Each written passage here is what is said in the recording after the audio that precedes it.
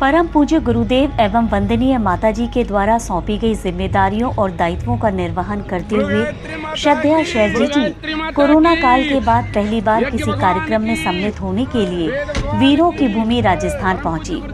राजस्थान के सागवाड़ा पहुंचने पर गायत्री परिवार एवं गणमान्य व्यक्तियों द्वारा जीजी का भव्य स्वागत किया गया। सागवाड़ा राजस्थान और गुजरात की सीमा से सटा हुआ है। राजस्थान और गुजरात से आए परिजनों में भी गजब का उत्साह देखने को मिला। श्रद्धेय जीजी को अपने बीच पाकर उन सबकी खुशी और श्रद्धा चेहरों से साफ झलक रही थी। श्रद्धेय जीजी का सानिध्य पाकर सभी परिजन बहुत ही अभिभूत नजर आए। जीजी से मिलने पर जो अपनत्व और ममत्व का अनुभव होता है वो शब्दों का मोहताज नहीं। हर्ष की उन हिलोरों को बयां कर पाना मुश्किल ही नहीं बल्कि नामुमकिन सा लगता है। ऐसे मौकों पर न सिर्फ पधारे हुए परिजनों का बल्कि सभी कार्यकर्ताओं का भी उत्साह दुगना हो जाता है। 108 कुंडीय गायत्री महायज्ञ कार्यक्रम में देव पूजन, सप्त गौ परिक्रमा, मंदिर में गौ माता का पूजन और मंदिर का लोकार्पण श्रद्धेय शैलजी जी द्वारा किया गया। चैत्र नवरात्रि अनुष्ठान की पूर्णाहुति के साथ साथ 24,000 गायत्री मंत्र का अनुष्ठान अथवा मंत्र लेखन किया गया। 108 कुंडीय गायत्री महायज्ञ के इस ऐतिहासिक कार्यक्रम में श्रद्धेय शैलजी जी ने गुरु दीक्षा के महत्व पर विस्तृत प्रकाश डाला और सैकड़ों परिजनों को गुरु दीक्षा दी। श्रद्धेय शैलजी जी ने साधकों को सार्थक जीवन जीने की प्रेरणा भी दी। इसके पश्चात गायत्री शक्तिपीठ मंदिर में विशेष पूजा अर्चना की और समस्त गायत्री परिवार के साथ विश्व शांति के लिए प्रार्थना की। इस कार्यक्रम में उपस्थित सभी गणमान्य अतिथिगण एवं दूर दूर से पधारे समस्त परिजनों ने न सिर्फ इस आयोजन को पूर्ण निष्ठा, समर्पण और श्रद्धा के साथ सफल बनाया बल्कि श्रद्धेय शैलजी जी के उद्बोधन से धर्म लाभ उठाते हुए स्वयं को गुरु सत्ता की सेवा में समर्पित करने का भी प्रण लिया। इस अवसर पर आदरणीय डॉक्टर चिन्मय पंड्या सहित राजस्थान सरकार के अनेक मंत्री, प्रशासनिक अधिकारी आदि उपस्थित रहे। अब आप Shanti Kunj video YouTube channel देखें कभी भी कहीं भी। डाउनलोड करें Shanti Kunj video mobile app Google Play Store से।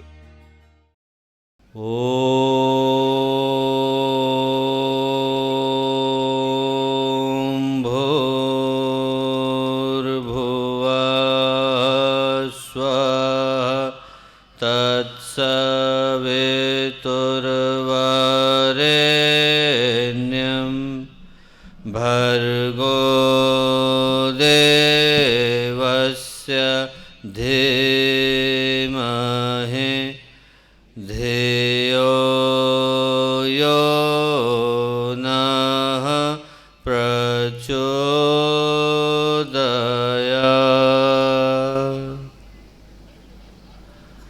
परम पूज्य गुरुदेव परम वंदनीय माताजी के दिव्य संरक्षण में आज का ये अत्यंत ही सौभाग्यशाली अवसर, पावन अवसर, पुनीत अवसर, इस शुभ अवसर पर हम लोगों के साथ यहाँ उपस्थित हम सबके लिए आदरणीय करुणा की प्रतिमूर्ति श्रद्धेय दीदी, यहाँ उपस्थित शांति कुंज की टोली के सभी सम्मानित सदस्यगण, वागड़, मेवाड़, मारवाड़, हाड़ौती, शेखावटी और विभिन्न स्थानों से आए गायत्री परिवार के सभी सम्मानित कार्यकर्तागण, प्यारे भाइयों और बहनों और प्यारे मित्रों, आज की ये सुबह एक महत्वपूर्ण क्षण को हमारे जीवन में लेकर के आई है। जो लोग यहाँ पर दीक्षा को ग्रहण करने के लिए एकत्रित हैं और वो सारे लोग जो यहाँ पर दीक्षा के नवीनीकरण के लिए एकत्रित हैं, मैं ये कहना चाहता हूँ कि आज का दिन हमारे जीवन में एक बहुमूल्य क्षण को लेकर के आया है, एक महत्वपूर्ण सौभाग्य को लेकर के आया है। मनुष्य के जीवन में वैसे तो सौभाग्य कई तरह से आते हैं, या यूँ कह सकते हैं कि कई तरह के आते हैं। हमारे जीवन में व्यक्तिगत सौभाग्य भी होते हैं जो व्यक्तिगत दृष्टि से मूल्य के होते हैं। कोई व्यक्ति यदि पदोन्नति को प्राप्त करता है, उसको पैसा मिलता है, उसकी ख्याति बढ़ती है, तो व्यक्ति के लिए व्यक्तिगत दृष्टि से मूल्य का सौभाग्य है। कुछ सौभाग्य है जिनका पारिवारिक दृष्टि से मूल्य होता है, घर में विवाह होता है, नए शिशु का आगमन होता है। तो ये जो घड़ियां हैं, ये जो क्षण है, वो हमारे जीवन में पारिवारिक दृष्टि से सौभाग्य को लेकर के आते हैं। कुछ सौभाग्य लौकिक दृष्टि से मूल्य के होते हैं और कुछ सौभाग्य राष्ट्रीय दृष्टि से मूल्य के होते हैं। पूरा देश यदि किसी उपलब्धि को प्राप्त करता है तो वो पूरे देश के लिए गौरव का क्षण बन जाता है। पर एक सौभाग्य ऐसा है दोस्तों जो इन सारे सौभाग्यों से ऊपर उठ करके है, और वो सौभाग्य आध्यात्मिक दृष्टि से, अलौकिक दृष्टि से, आत्मिक दृष्टि से, भावनात्मक दृष्टि से, संस्कारों की दृष्टि से, प्रारब्ध की दृष्टि से हमारे जीवन का सबसे ज़्यादा मूल्य का क्षण हो जाता है। और वो सौभाग्य वो है जब किसी जन्म का तप, पुण्य, प्रकाश, न जाने कितने जन्मों के शुभ कर्म जो एक साथ संचित होते हैं, वो इस रूप में हम लोगों को मिल पाते हैं कि एक महान सत्ता के साथ जुड़ पाने का, एक महान गुरु के साथ जुड़ पाने का, एक सदगुरु के साथ जुड़ पाने का, एक दिव्य शक्ति के साथ जुड़ पाने का, एक अवतारी चेतना के साथ जुड़ पाने का, एक भगवान के प्रतिनिधि के साथ जुड़ पाने का सौभाग्य व्यक्ति को मिल पाता है। आज के दिन जब हम लोग दीक्षा के नवीनीकरण के लिए यहाँ पर एकत्रित हैं और एक ऐसे व्यक्तित्व के माध्यम से उस दीक्षा को लेने के लिए यहाँ पर एकत्रित हैं जिनका स्वयं का जीवन गुरुदेव की चेतना का साकार रूप है, तो फिर हमारे जीवन का एक क्षण हमारे जीवन का सबसे बहुमूल्य क्षण हो जाता है। एक क्रांति का, एक परिवर्तन का, एक रूपांतरण का क्षण हो जाता है। मुझे स्मरण आता है कि जो गुरुदेव के बहुत निकट के शिष्य रहे आदरणीय रमेश चंद्र शुक्ला जी, पिछले वर्ष ही देहावसान हुआ। वो गुरुदेव से जब पहली बार मिले तो मिलने की घड़ी बड़ी अद्भुत थी, बड़ी चमत्कारी थी। उनके अपने गुरु हुआ करते थे नागर बाबा, देहावसान हुआ उनका, और वो भी अपने समय के बड़े प्रतिष्ठित संत थे। तो अपने शरीर को त्यागने के 3 माह के बाद वो उनको सपने में आए और उनसे आकर के बोले कि बेटा मेरी मुक्ति नहीं हो पा रही है, और इस धरती पर संतों की मुक्ति का अधिकार सिर्फ अवतारी चेतना को होता है। और बोले एक ही अवतार इस समय धरती पर है, उनका नाम है परम पूज्य गुरुदेव पंडित श्री राम शर्मा आचार्य। बोले आप उनको यहाँ पर बुलाओ, बोले उनको यहाँ बुलाओ, और यदि वो मेरी मुक्ति के लिए प्रार्थना करें तो फिर मेरा मुक्त हो पाना संभव है। पर बोले वो ऐसे नहीं आएंगे, इस जगह को इस योग्य बनाना पड़ेगा कि इस जगह के संस्कार उनको खींच के लाएं। बोले आप कल से यहाँ पर गायत्री का महापुरुष चरण शुरू करो, रोज 108 मंत्र के साथ आहुति दो, 5 वर्ष हो जाएंगे तो ये भूमि इस योग्य हो जाएगी कि यहाँ पर गुरुदेव का आगमन हो सके। सपना उनने देखा, अगले दिन से उनने अनुष्ठान शुरू कर दिया। 3 वर्ष हुए तो उनके मन में संदेह की घड़ी आई। उनको लगा कि पता नहीं सपना ही तो था, सच है कि झूठ कौन जानता है। 3 वर्ष में तो एक बार भी मेरे गुरु दोबारा आए नहीं।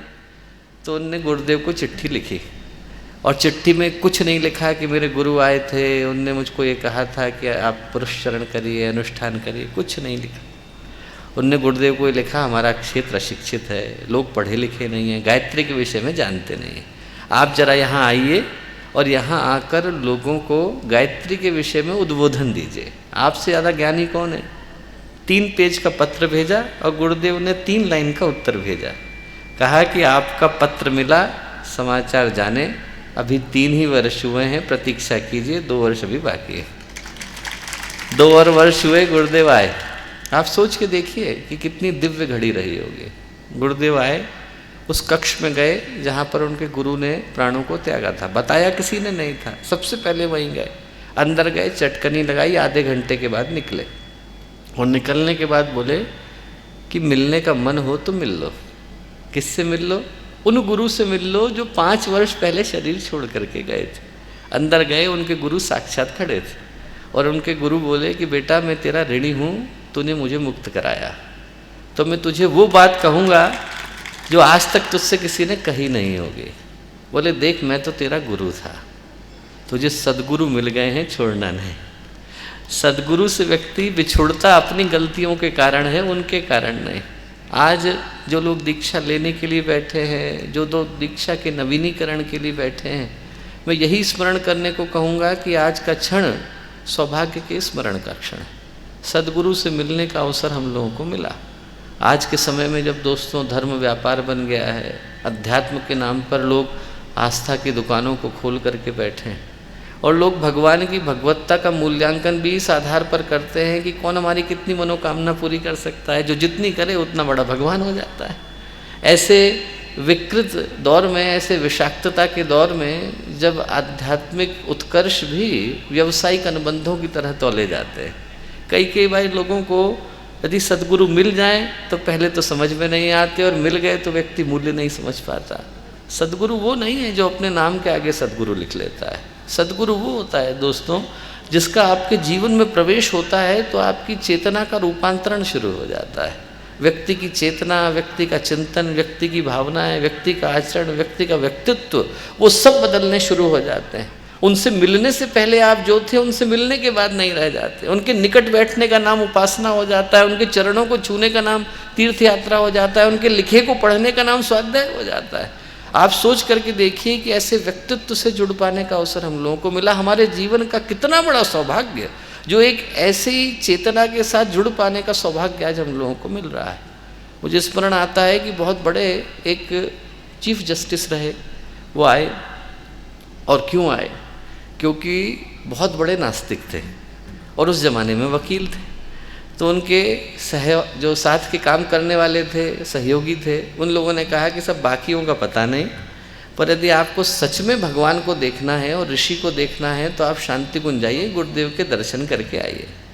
तो वो शांति कुंज आए, और आते समय में उनके मन में कोई अच्छा भाव नहीं था। रिकॉर्डिंग की डिवाइस लेकर के आए, यहाँ ये लोग क्या कर रहे हैं सब रिकॉर्ड करूँगा, सब जानूँगा। मन में जासूसी का भाव लेकर के आए। शांति कुंज में आए तो किसी ने पैसे मांगे नहीं, कमरा एलोकेट हो गया। शिविर में गए तो सत्र करने के लिए बैठे तो हर जगह पर अच्छी ही बात है। अब उनके मन में धीरे धीरे ग्लानि बढ़नी शुरू हुई। नाम उनने झूठ लिखाया था, काम झूठ लिखाया था, थे वकील, लिखाया था कि पुरोहित हूँ, सब कुछ झूठ लिखा करके आए थे। अब 9 दिन में सब अच्छी अच्छी बातें सुनने को मिली। अब अच्छी बातें सुनने के बाद क्या हुआ कि उनके मन में बड़ी ग्लानि हुई। जाने का समय आया, उनने चाबी दी तो जो सज्जन थे उनने कहा कि और कोई बात है क्या? उनने कहा आप पैसे नहीं लोगे? बोले नहीं साहब, शांति कुंज में पैसे नहीं लगते हैं। उनको लगा कि शायद इनके पास नहीं है, उनने अपनी जेब में से पैसे निकाले, उनको दिए कि आप यहाँ से जाना तो लोगों को अच्छे विचार पढ़ाते हुए जाना। अब वो फूट फूट करके रोने लगे। रो रहे थे कि किसी ने सिर पर आकर के हाथ रखा, गुरुदेव बुला रहे हैं। गए गुरुदेव के पास तो गुरुदेव ने कहा बेटा रो क्यों रहा है? तो कहें क्या, झूठ बोल करके आए थे, एकदम आँख से आंसू गिर रहे थे। गुरुदेव ने कहा बेटा काम क्या करता है? तो और मुंह बंद गया। झूठ बोल करके आए थे, वकील थे, लिखाया था कि पुरोहित हूँ। तो गुरुदेव क्या बोले? गुरुदेव बोले बेटा पुरोहित भी भगवान का वकील होता है। और फिर गुरुदेव उनसे बोले कि तू रो क्यों रहा है? बोले कि गुरुदेव मेरे से ज़्यादा दुर्भागा कौन होगा? बोले मेरे से ज़्यादा अभागा इस दुनिया में कोई नहीं है, मैं भगवान के पास आया और खाली हाथ जा रहा हूँ। बोले नहीं बेटा, तेरे से ज़्यादा अच्छा सौदा तो आज तक किसी को नहीं मिला। बोले देख तू मन में शंकाएं लेकर के आया था, अध्यात्म लेकर के जा रहा है, इससे बढ़िया सौदा आज तक किसी को मिला नहीं। तो हम लोग क्या थे? गुरुदेव से जुड़ने के बाद क्या हो गए? सोच करके देखें, अनगढ़ थे, सुगढ़ हो गए, न जाने कहाँ पर गिरे थे। हमारे अपने जीवन का ठौर था, न ठिकाना था।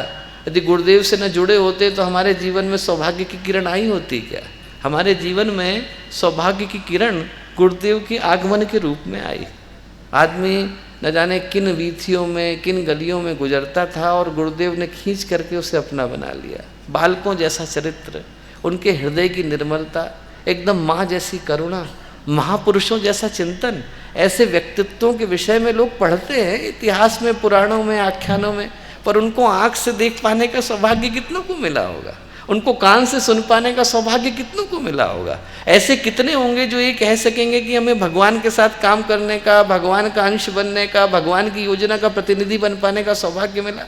आप अपने बायोडेटा में लिख सकते हो हमने गूगल में काम किया, हमने अल्फ़ाबेट में काम किया, हमने बड़ी बड़ी कंपनियों में काम किया, पर युगों में कभी एक बार ऐसा व्यक्ति आता है जो अपने बायोडेटा में लिख सके कि हमने भगवान के साथ काम किया। और हम लोगों को सौभाग्य मिला कि हमने भगवान के साथ काम करने का, भगवान के चेतना का प्रतिनिधि बनने का, भगवान की योजना का प्रतिनिधि बन पाने का सौभाग्य मिला। आज का दिन उसी सौभाग्य की स्मरण का दिन है। और वो सौभाग्य सफल हो पाता है दोस्तों यदि इंसान के हृदय में श्रद्धा जागती है। श्रद्धा का अर्थ है कि व्यक्ति का अपना अहंकार जाता है और गुरुदेव का आगमन होता है। रमण महर्षि ने एक बड़ी प्यारी बात लिखी है। उनने लिखा है कि बूंद सागर में समाती है ये हर कोई जानता है। बूंद सागर में समाती है ये हर कोई जानता है, पर सागर बूंद में आता है ये अनुभव किसी एक को ही हो पाता है। और जिस एक को होता है वो सौभाग्यशाली हो जाता है। जिसको ये महसूस होता है कि आज हम भगवान से जुड़ गए, भगवान के साथ हमारा अकाउंट खुल गया। जो लोग दीक्षा कराने के लिए बैठे हैं, मैं कहूँगा एक एक मंत्र को जब श्रद्धा जी कहेंगी, हम इस आशय के साथ स्वीकार करें कि आज भगवान का अवतरण हमारे जीवन में हो रहा है। श्रद्धा हमारे जीवन में विकसित हो रही है, सौभाग्य का स्मरण हो रहा है। सौभाग्य के स्मरण के लिए, श्रद्धा के जागरण के लिए आज का पर्व है।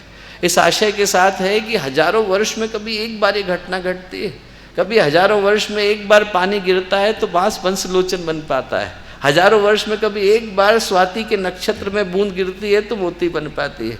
हजारों वर्ष में कभी एक बार सौभाग्य आता है कि कोयला हीरा बन पाता है और लोहा जो है वो सोने में बदल पाता है। हम लोगों के जीवन में वो सौभाग्य आज घट रहा है जहाँ पर गुरुदेव के साथ जुड़ने का, एक नई चेतना को विकसित करने का, एक नए सौभाग्य को जगाने का अवसर हम लोगों को मिल रहा है।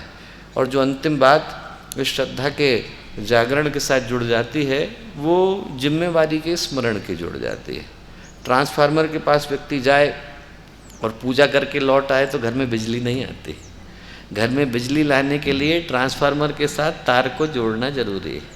हम गुरुदेव के पास आए तो दर्शन करके भी लौट सकते हैं और जुड़ के भी लौट सकते हैं। ये समय जुड़ने का है। जिसके हृदय के तार गुरुदेव से जुड़ जाते हैं उसके अंतर मन में बिजली बहने लगती है। गुरुदेव ने कहा कि यदि मैं किसी के जीवन में आऊँगा तो बुखार बन करके आऊँगा। जब बुखार आता है तो आदमी बुखार में और कुछ सोचता नहीं। खाना खाता है तो बुखार याद आता है, पानी पीता है तो बुखार याद आता है, आदमी चलता है तो बुखार याद आता है। गुरुदेव ने कहा कि यदि मैं किसी के जीवन में आया तो बुखार की तरह आऊँगा। तो हमारे जीवन में गुरुदेव का बुखार आए, ये आज की तारीख की प्रार्थना होनी चाहिए। प्रार्थना होनी चाहिए कि जीवन में सौभाग्य आए, उसका स्मरण आए। प्रार्थना होनी चाहिए कि श्रद्धा का जागरण आए। और प्रार्थना आनी चाहिए कि गुरुदेव का बुखार हम लोगों को आए। लोगों को बाकी सारे बुखार आते हैं, वायरल आते हैं, मलेरिया का आता है। हम लोग गुरुदेव से प्रार्थना करेंगे कि गुरुदेव आप बुखार की तरह से आइए और फिर कभी जाइए मत। हम लोग एक बार यही प्रार्थना गुरुदेव से करते हैं कि बस अब आप आ जाइए और आपके अवतरण के बाद हमारी एक एक अणु के अंदर, एक एक कण के अंदर गुरुदेव की आवाज़ गूंजे, उनका चिंतन गूंजे, उनका दर्शन गूंजे। ये प्रार्थना हम गुरु सत्ता से करते हैं।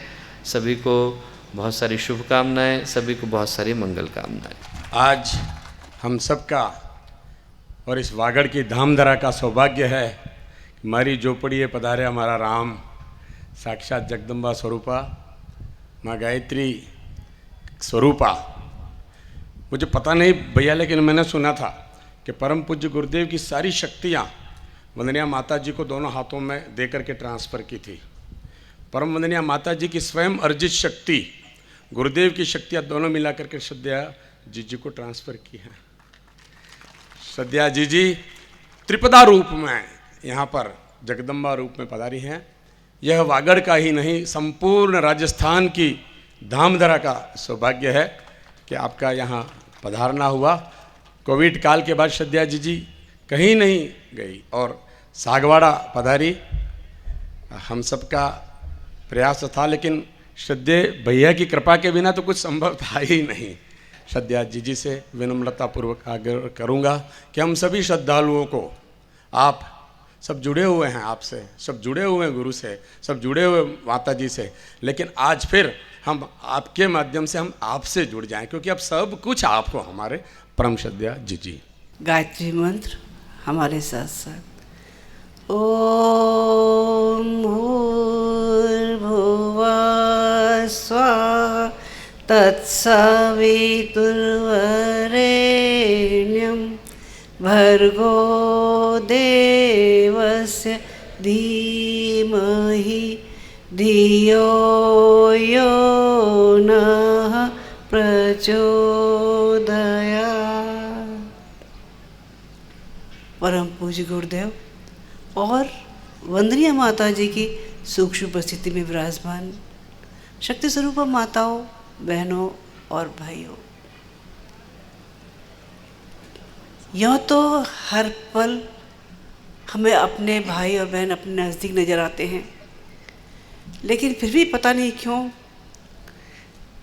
इन कोविड के दिनों में बराबर मन ये चलता रहा कि यूँ तो सारी वसुंधरा ही अपनी है, लेकिन फिर भी हमारे अपने स्वजन, अपने परिजन जहाँ कहीं भी पीड़ित हों उनके पास चलना चाहिए।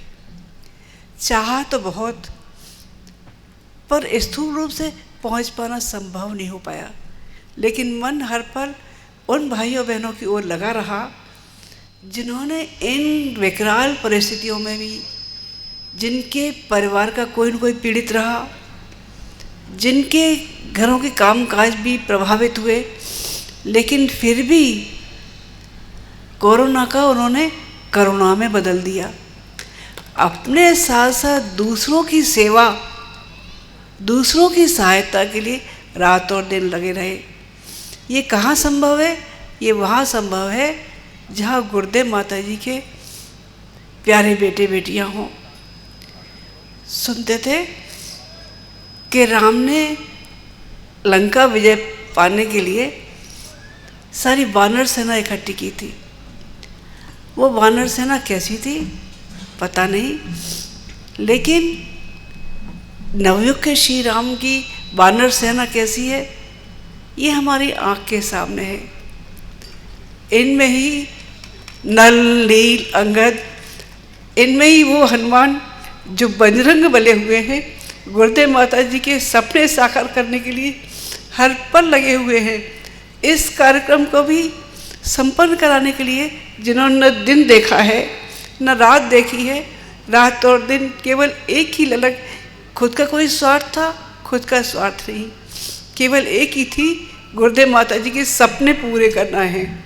हमारी इच्छाएं जो भी कुछ है गुरुदेव माता जी के हवाले हैं। दीक्षा का एक अर्थ ये भी होता है दी इच्छा, अपनी इच्छा गुरुदेव अपने इष्ट आराध्य के चरणों में समर्पित कर दी।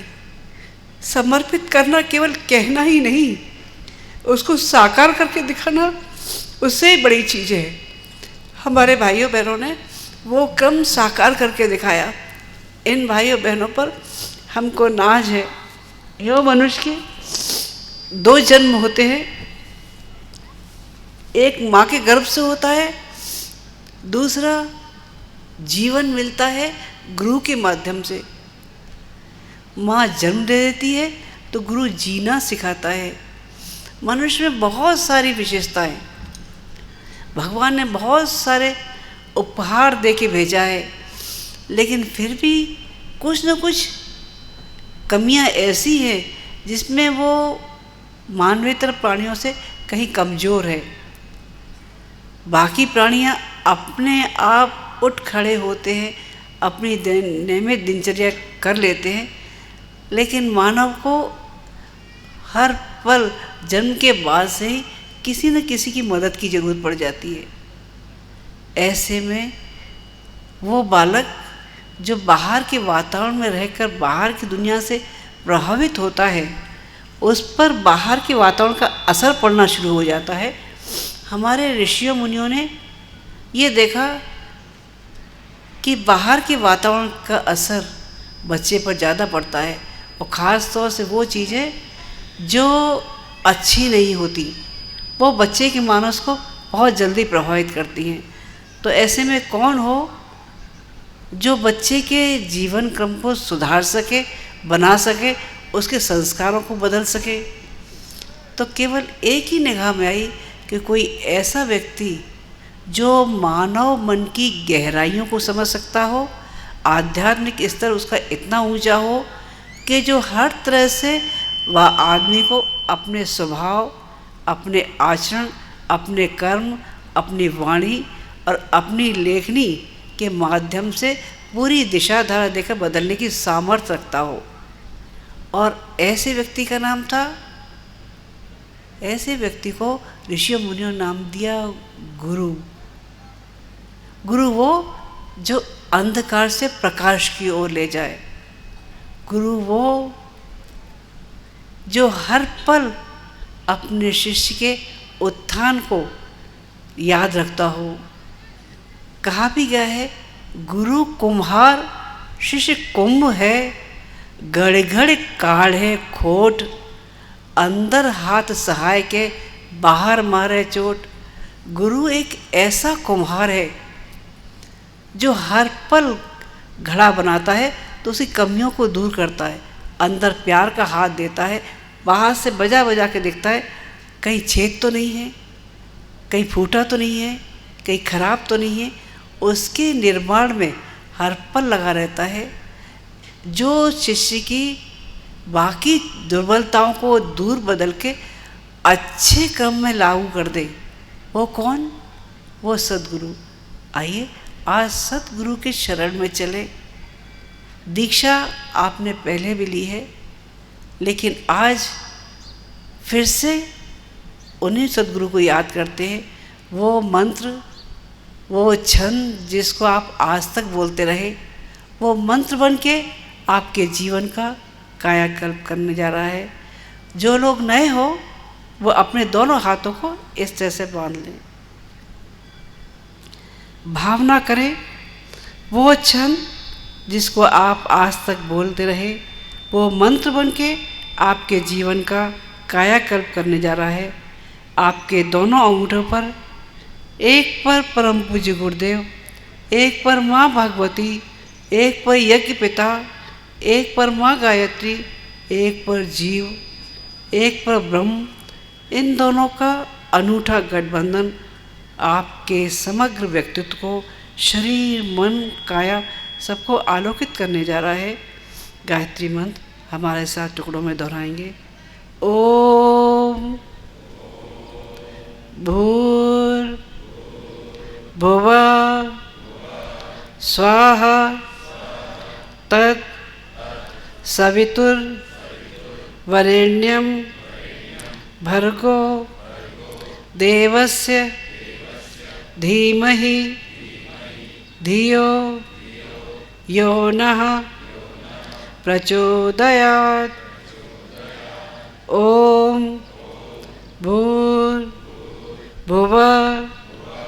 स्वाहा तत् सवितुर्वरेण्यं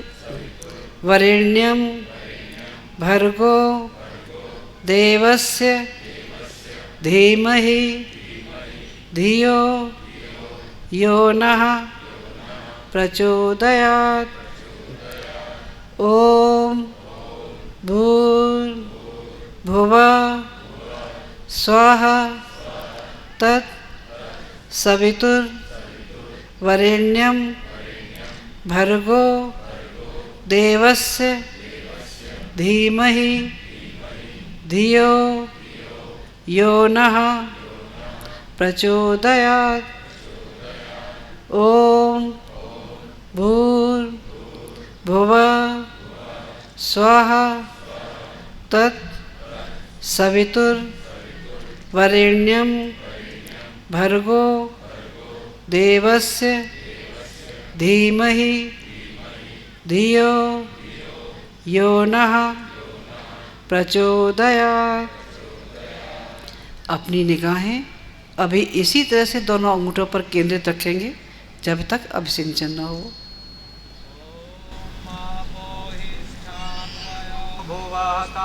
ऊर्जे दधातन कलश का जल सिंचन कर दे निर्धारित बहनें जो कलश लेके बैठी है। चक्षसे ओम यो वः शिवतमो रसः तस्य भाजयते हनः उषितिरिव मातरः। ओम तस्मा अरंगमामवो यस्य क्षयाय जिन्वथ आपो जनयथा च नः। परम पूज्य गुरुदेव, वंदनीय माताजी, आद्य शक्ति माँ गायत्री, दादा गुरुदेव का समन्वित स्वरूप श्रद्धेय जी के श्री चरणों में हाथ जोड़कर नमन करें, प्रणाम करें। ओम नमोस्त्वनन्ताय सहस्रमूर्तये सहस्रपादाक्ष शिरोर्बाहवे सहस्रनाम्ने पुरुषाय शाश्वते सहस्रकोटि युगधारिणे नमः सहस्रकोटि युगधारिणे नमः। अब वेद स्थापना मंत्र होगा। परम श्रद्धा जी पुष्प दे रही है। हम सब लोग सदग्रंथ को अपने मस्तिष्क पे रखें। श्रद्धा जी के माध्यम से 108 शाखाओं में 108 कुंडी यज्ञ की यज्ञशाला से 108 सदग्रंथ जिसमें सभी प्रकार का साहित्य उपलब्ध कराया है और आप अपने मस्तिष्क पर रखिए और परम श्रद्धा जी के कर कमलों के पुष्प आप सबके ऊपर पुष्प वर्षा होगी। परम श्रद्धा जी वेद मूर्ति तपोनिष्ठ आचार्य की मात्र बेटी नहीं, ऋषियों की कुल संरक्षिका है। तो ऋषि और ऋषिकाएं जब भी धरती पे आते हैं वेद ज्ञान की स्थापना के लिए आते हैं। तो आइए आप सब सौभाग्यशाली हैं। जो पीछे बैठे हुए हैं वो सिर पर हाथ रख ले। यहाँ से वेद स्थापना मंत्र बोला जा रहा है। ओम भूर्भुवः स्वाहा तत्सवितुर्वरेण्यं भर्गो देवस्य धीमहि धियो यो नः प्रचोदयात्। ॐ वेदोऽसि येन त्वं देववेद देवेभ्यो वेदो भवस्तेन मह्यं वेदो भूयाः वेवागातु विदो गातुं वित्वा गातुमित मनस्पता इमं देवयज्ञं स्वाहा वातेधा। ॐ वेदपुरुषाय नमः आवाहयामि स्थापयामि ध्यायामि। आप वेद भगवान को ऐसे कर कमलों में ले लीजिए और जो बटुक 60 बटुक जो यज्ञोपवीत लेने के लिए आए हैं वो लोग अपना उल्टा हाथ दिल पे रखें, सीधा हाथ सिर पे रखें सभी भाई बहन, और भावना करें यहाँ से जो बोला जा रहा है सबको बोलना है। हमारे मस्तिष्क में प्रखर प्रज्ञा का हृदय में सजल श्रद्धा का प्राण अग्नि में वेद माता गायत्री का सद्ज्ञान के रूप में सत्कर्म के रूप में प्राण संचार अखंड दीपक से हो रहा है। सिर पर ग्रंथ रख लें। श्रद्धा जी गुरुदेव माता जी का समन्वित स्वरूप है।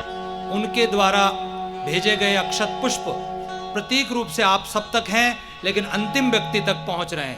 ओम त्र्यंबकं यजामहे सुगंधिं पुष्टिवर्धनम् उर्वारुकमिव बन्धनान् मृत्योर्मुक्षीयमामृतात्। अब आप Shanti Kunj video YouTube channel देखें कभी भी कहीं भी। डाउनलोड करें Shanti Kunj video mobile app Google Play Store से।